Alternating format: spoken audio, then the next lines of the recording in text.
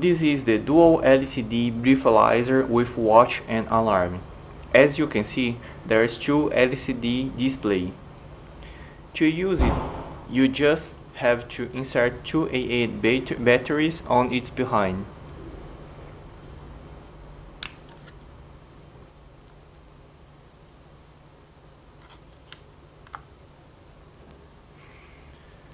Functionalities: it has an watch, alarm clock, thermometer, and a chronometer. To use the alcohol tester, you just have to press the power button, which is in the middle of it.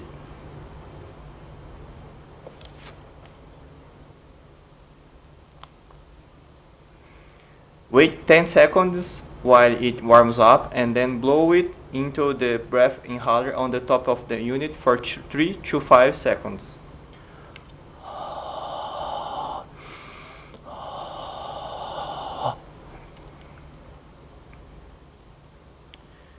Then the breathalyzer will show you up the result on the lighted LCD display, as you can see.